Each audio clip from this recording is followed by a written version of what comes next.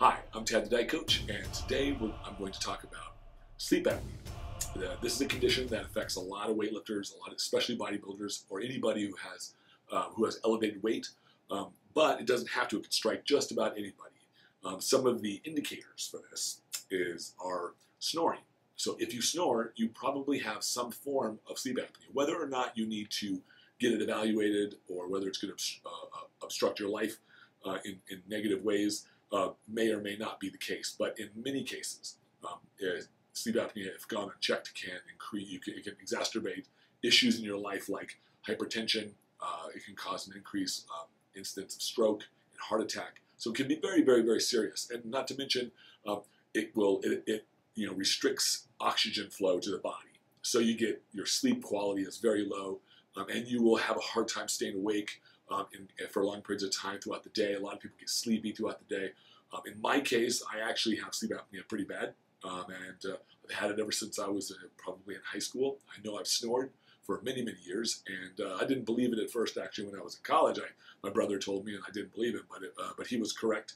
And eventually, after about the age of 40, for me, I got it evaluated because my wife noticed that I was that I was stopping breathing when I was sleeping, and that was at the age, once you hit 40, then your incidence of things like heart attack and stroke go up dramatically if you have sleep apnea. And of course, it was also exacerbating my high blood pressure that I had at the time. So sleep apnea is when the airway gets obstructed as you sleep. So when you go to sleep, your airways are open, and then eventually the muscles around the airway relax to the point where they might get really close and vibrate, and that's snoring. And then eventually they close off, and then it obstructs airway, and then eventually it will bring you out of these levels of sleep that you need to be in. So you'll go to sleep, you'll start to reach these lower levels of sleep where you might dream or whatnot, and then once that airway closes off, boom, it brings you right back out, but not enough to wake you up. It just brings you up enough for those muscles to tighten up and open up the airways, and then you're breathing again, and then you go back to sleep. I would get the sensation when I had it, because I was evaluated with severe sleep apnea, and I would have the sensation of being out of breath. So it would actually wake me up in the middle of the night, and I'd be out of breath. Or if I was taking a nap during the day, it would wake up and feel out of breath. But the solution is a CPAP machine, which is continuous positive airway pressure. It keeps the airways open. It's a machine that you have, and I have the CPAP machine. I travel with it everywhere I go.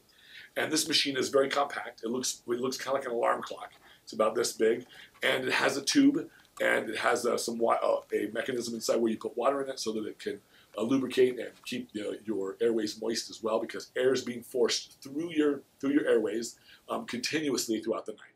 And you'd think they would be allowed. The old CPAP machines were allowed. These new ones are not. Mine's very silent, and it's reasonably comfortable. It did take about 2 to 3 weeks to get used to wearing, but once I did, I really, really fell in love with it. I really won't go to sleep at night without it anymore, because when I don't, I could definitely feel a difference. It changed my life. So anybody who is thinking that they may have sleep apnea or may want to be evaluated, you should definitely do that. I think it's to your best benefit, even if you find out you have maybe a minor form of sleep apnea where you don't need a CPAP machine. But if you do, it will definitely make you feel better and really enhance the quality of your life. Again, I don't fall asleep when I drive anymore, and I also don't get sleepy during the day nearly as much. When I don't use it, I do feel these side effects. So sleep apnea can be a very serious condition for many people, and it certainly poses health risks, as I said before. But certainly something that if you do feel that you are subject to, that you think that you might have these things going on, you should definitely get it checked out and definitely employ a CPAP machine. That's what a sleep doctor will probably encourage you to do and give you a prescription for. So this is Tad the Diet Coach. I hope this was very helpful. CPAP machines are wonderful, and they may be a little bit, like I said, they may take a little bit of time to get used to. You took me about 2 to 3 weeks, but once you do, really, honestly, you don't feel it. You don't miss a beat in your life, so to speak. So this is Tad the Diet Coach. I'm hoping this was helpful. Everybody, you stay positive, and we'll see you next time. Brought to you by Top Secret Nutrition's Pump Igniter for a great workout and a great pump. For more information about Tad the Diet Coach, go to tadthedietcoach.com or find us on Facebook.